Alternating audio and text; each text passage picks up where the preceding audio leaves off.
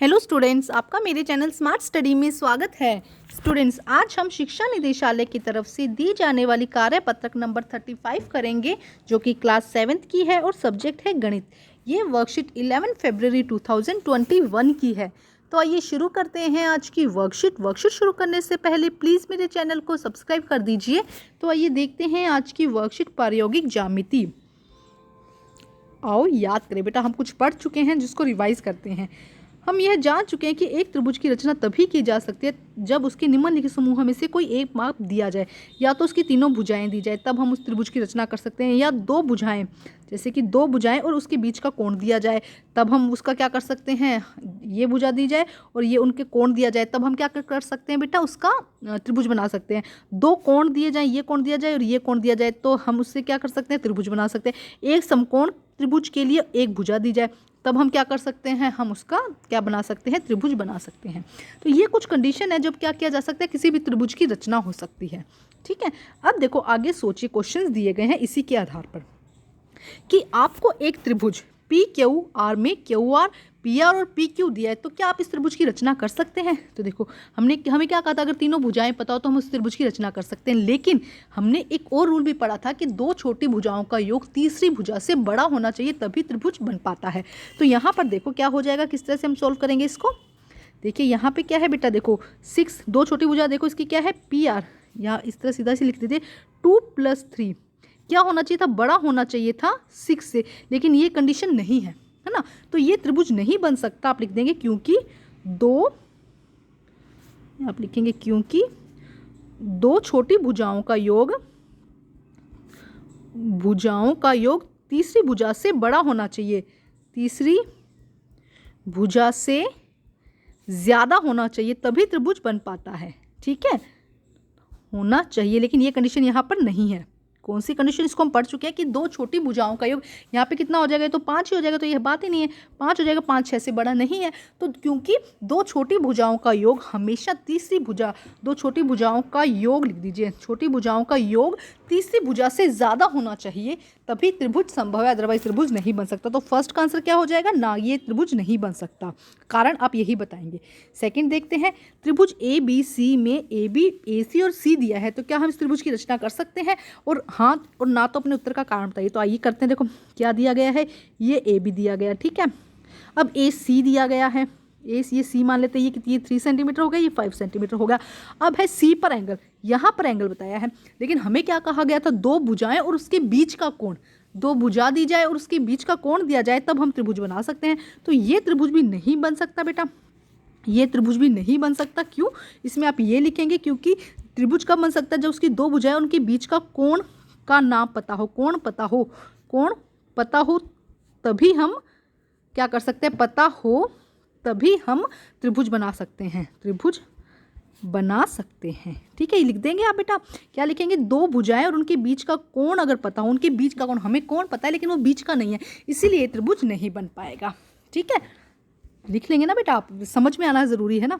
अब हम करते हैं थर्ड में, देखो क्या कहा गया है, थर्ड में देखो ए बी सी में ए बी ए सी और बी दिया है, देखो करते हैं, ये है A B 3 centimetre, A C 5 centimetre, इसी क्वेश्चन को रिपीट कर दिया ना, ए सी भी 5 सेंटीमीटर, और बी पर उन्होंने क्या कहा है, यहाँ पर कोण बना दिया, ये सी हो गया ना, अब यहाँ पर कोण बना दिया, फिर वही यहाँ पे भी वही आंसर आएगा कि ये त्रिभुज भी नहीं बन सकता, तीनों ही त्रिभुज अभी तक नहीं बन सकते। यहाँ पे तो दोनों भुजाएं, छोटी भुजाओं का योग बड़ी भुजा से बड़ा कम था, इसलिए नहीं बन पा रहा था, और यहाँ पे दोनों में ही वही आंसर आएगा, यही जो भी लिखवाया था आपको कि त्रिभुज तभी बन सकता है जब दो भुजाओं और उनके बीच का कोण पता हो, लेकिन यहाँ पे कोण क्या है, अलग तीसरा कोण पता है, उसकी वजह से ये त्रिभुज नहीं बन पाएगा। तो ये कंडीशन पूरी नहीं हो रही है, इसीलिए त्रिभुज नहीं बन पा रहा है। ठीक है, लिख देंगे कि दो भुजाएं और उनके बीच का कोण पता हो तभी त्रिभुज बन सकता है। ठीक है, अब करते हैं इसका फोर्थ पार्ट। देखो फोर्थ पार्ट में क्या कहा गया है, ए सी दिया गया है 7 सेंटीमीटर, ए 60 सेंटीमीटर और बी 50। क्या हम इस त्रिभुज की रचना कर सकते हैं, तो देखो बिल्कुल कर सकते हैं। किस तरह से, इसमें थोड़ा सा मैथमेटिकल हम यूज़ करते हैं। हमें एंगल दिया है ए प्लस एंगल बी और प्लस एंगल सी कितना होता है बेटा, हम कर चुके हैं 180। ए कितना दिया है 60, बी कितना दिया है 50, तो एंगल सी हम निकाल सकते हैं बेटा 180, है ना। तो क्या होगा, एंगल सी कितना हो जाएगा, 180 माइनस 110 हो गया ना, 110 हो गया, इनको जोड़ेंगे तो कितना हो जाएगा, 110 हो जाएगा। तो अब इसका आंसर कितना आ जाएगा, 70। तो ए एंगल कितना हो जाएगा 70। तो ए सी हमें दिया है, यहाँ पर ए सी हमको क्या दिया है 7 सेंटीमीटर है ना। ये ए है, ये सी है, तो ए पर कितना डिग्री है 60 डिग्री है, ए पर कितना डिग्री है 60 डिग्री है, सी हमने निकाल ही लिया ये 70 डिग्री है, तो ये अपना कितना हो जाएगा 60 डिग्री हो जाएगा। तो इस त्रिभुज की रचना हम कर सकते हैं। ठीक है, आप लिख देंगे इस त्रिभुज की रचना हम कर सकते हैं। अब देखते हैं क्वेश्चन क्या दिया गया है। प्रकार व रूलर की सहायता से एक त्रिभुज डी ई एफ की रचना करें जिसमें E F 7.5, D F 5 centimetre और एफ 60 डिग्री हो। तो देखो करेंगे कैसे, पहले हम लेंगे, यहाँ पे ध्यान से समझेंगे बेटा, एक सेकेंड थोड़ा सा ऊपर हट करती हूँ इसको। देखो यहाँ पे हम बनाते हैं। ठीक है, अब देखो हमने क्या ले लिया, ये ई और एफ ले लिया जो कितना है 7.5 सेंटीमीटर है। ठीक है, अब हमें लिखना है डी एफ। अब हमें कितना लिखना है डी एफ। पहले उन्होंने क्या कहा है एफ पर कितने डिग्री का कोण बनाना है 60 डिग्री का, तो हम लेते हैं एफ पर 60, डी रखेंगे यहाँ पर और 60 डिग्री का एंगल, इस तरह डी रखेंगे छोटा और यहाँ पर आपका 60 डिग्री का एक एंगल बन जाएगा। तो ये हो गया एफ पर कितने 60 डिग्री का कोण। अब वो क्या कहते हैं डी एफ, अब क्या कहते हैं डी एफ मतलब जो यहाँ पे पॉइंट आएगा वो क्या होगा डी एफ। अब आप क्या लेंगे रूलर लेंगे और प्रकार लेंगे, क्या लेंगे रूलर लेंगे और प्रकार लेंगे, और प्रकार को आप उतना ही खोलेंगे जैसे 1 2 3 4 5 है ना, तो 0 1 2 3 4 5 ना 5 है ना। तो एक प्रकार का कोना आप यहाँ पे रखेंगे जो तीखा होता है, जो पेंसिल वाला होता है, वो इस तरह से अपने प्रकार को पूरी तरह आप खोलेंगे। इस तरह से क्या करेंगे अपने प्रकार को खोलेंगे। अब आप क्या करेंगे प्रकार को यहाँ पर रखेंगे, अब क्या रखेंगे प्रकार को यहाँ पर इस पॉइंट पे रखेंगे और इस तरह से एक काट लगाएंगे, इस तरह से एक चाप लगाएंगे या कट लगाएंगे, ध्यान रखेंगे। ठीक है, इस तरह से कट लगाएंगे। अब ये वाला पॉइंट जो है, ये जो बिंदु है, ये हमारा डी आ जाएगा। समझे, पहले डी से 60 डिग्री का एंगल बनाना है, उसके बाद में आपको क्या करना है प्रकार को 5 सेंटीमीटर का खोलना है स्केल पर रखकर, रूलर पर रखकर प्रकार को कितना सेंटीमीटर का 5 सेंटीमीटर का खोलना है। तो ये हो जाएगा 5 सेंटीमीटर, और उस 5 सेंटीमीटर को खोल के आप क्या करेंगे यहाँ पे प्रकार रखेंगे इस एफ पॉइंट पर, और इसी रेखा पे जहाँ पे आपने एंगल बनाया है 60 डिग्री का, उसी पर आप इस तरह कट लगाएंगे। ठीक है, ये कट लगाया। अब आप क्या करेंगे, अब आप ये जो ई पॉइंट आपको इनको यहाँ से मिला देंगे, तो ये हमारी ई डी हो जाएगी। तो इस तरह इस त्रिभुज की रचना होगी स्केल से, और अच्छे से आप करिएगा। समझ में मैंने समझा दिया है, लेकिन करेंगे आप खुद इसको। ठीक है, ये हो जाएगा फर्स्ट क्वेश्चन। ठीक है, अब सेकंड क्वेश्चन देखते हैं क्या कहता है सेकंड क्वेश्चन। एक पी क्यू की रेखा पी क्यू कीजिए या लीजिए, इसके बाहर कोई आर बिंदु लीजिए, प्रकार व रूलर की सहायता से पी क्यू के समांतर व आर से गुजरने वाली रेखा तैयार कीजिए। तो ध्यान से देखो यहाँ पे क्या करना है, हम वही लेते हैं, यहाँ पे लेते हैं, ये क्या ले लिया हमने पी क्यू, उन्होंने कहा पी क्यू लीजिए। ठीक है, अब यहाँ पे कोई बिंदु आर लीजिए, बाहर हमने ले लिया ये है बिंदु आर। ठीक है, कोई भी बिंदु आर लीजिए उन्होंने कहा। अब आर से आपको क्या करना है, ध्यान से सुनिए, रेखा की रचना करनी है ना, तो ध्यान से सुनिए। अब क्या करना है, आर से कोई भी बिंदु ए ले लीजिए। यहाँ पे मान लो यहाँ पे हम ले लेते हैं, कोई भी बिंदु ले लो, ए ले लिया हमने, यहाँ पे ये वाला बिंदु है ए, इनको मिलाना है आपको। एक सेकेंड, आपको क्या करना है, इनको मिला देना है। ये हमने मिला दिया इनको। ठीक है, अब इसको जैसे ये देखो ये आर पॉइंट है ना, हमने यहाँ पे इसको मिला दिया और ये हमारा पॉइंट था आर। ठीक है, अब क्या करना है, प्रकार को खोलना है। थोड़ा सा प्रकार को आप खोलिए। आप क्या करेंगे, प्रकार को खोलेंगे और क्या करेंगे, यहाँ पे प्रकार की नोक रख के जो ग्रीन दिख रहा है यहाँ पे करके इस तरह एक चाप लगाएंगे।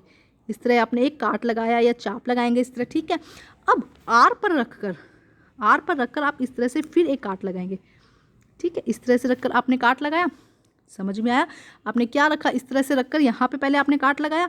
अब आप इसी को यहाँ पे आर पॉइंट पर रखकर इस तरह से एक काट लगाएंगे। ध्यान से समझिए मैं क्या कह रही हूँ। जितना प्रकार आपने पहले खोला था उतना ही प्रकार खोलेंगे, इससे चेंज नहीं करेंगे। एक बार फिर समझा देती हूँ बेटा, देखो यहाँ पे पहले से समझ लेते हैं, फिर दोबारा एक बार समझ लेंगे। अब आपको क्या करना है, इस पॉइंट को हमने एस मान लिया, इस पॉइंट को क्या माना एस। अब उतना ही प्रकार रखना है और इस तरह से आप देखेंगे तो यहाँ पर एक काट लगेगा, और जहाँ पे ये काट लगेगा आप यहाँ पे एक लाइन बना देंगे। ये जो लाइन बनेगी इसको नाम दे दीजिए LMN। ये क्या हो जाएगी, पी क्यू के एकदम समांतर लाइन हो जाएगी। समझ में आया, नहीं आया, एक बार फिर समझाती हूँ। इसको सबको हटा के अच्छे से समझ में आना चाहिए। आपको क्या लेना है, ये लाइन लेनी है। ये ले लिया हमने पी क्यू से बाहर कोई बिंदु लेना है आर, ये बिंदु ले लिया हमने आर। ठीक है, अब आर से यहाँ पे एक बिंदु लेते हैं हम ए, ये अपनी मर्जी से लेना है, ए ले लिया, मान लो ये पॉइंट है ए। ठीक है, और इन दोनों को फर्स्ट हम मिला देंगे। इतना तो देखो समझ में आ गया, इनको हमने मिला दिया। ठीक है, ये एक लाइन हम खींच देंगे अच्छे से। अब क्या करना है, अब समझो, अब प्रकार लेना है। प्रकार को थोड़ा सा खोलिए और यहाँ पर एक कट लगाइए, इस तरह से लगाया हमने कट। अब उतना ही कट यहाँ से इस तरह लगाना है, यहाँ से इस तरह जब आप कट लगाएंगे तो इस तरह से कट लगेगा, ये पूरा घूम जाएगा। चलो हमने इतना ही लगाया, आधा लगाया, इस तरह से घूम जाएगा। इसको हमने आर माना था, इसको हम एस मान लेते हैं, इस पॉइंट को हम क्या मान लेते हैं, एस। अब वापस से आप एस पे प्रकार रखेंगे, कहाँ रखेंगे, एस पे प्रकार रखेंगे और यहाँ पे कट लगाएंगे। जब आप कट लगाएंगे तो वो यहाँ पे लगेगा, ठीक है। थोड़ा सा कॉपी को घुमाना पड़ेगा। अब यहाँ पे स्केल की सहायता से आप इस तरह एक लाइन खींच दीजिए, एक ड्रॉ कर देंगे, इसको एल और एम बना दीजिए। तो ये क्या होगी, पी क्यू के एकदम समांतर होगी, ठीक है। तो इस तरह से ये क्वेश्चन सॉल्व होगा। थोड़ी सावधानी से इसको करिएगा और थोड़ी प्रैक्टिस कीजिएगा। तो बच्चे आज की जो वर्कशीट है वो कंप्लीट होती है। वर्कशीट कंप्लीट करके अपनी टीचर से चेक कराइए और प्लीज़ मेरे चैनल को लाइक कीजिए, सब्सक्राइब कीजिए और शेयर कीजिए। Thank you students.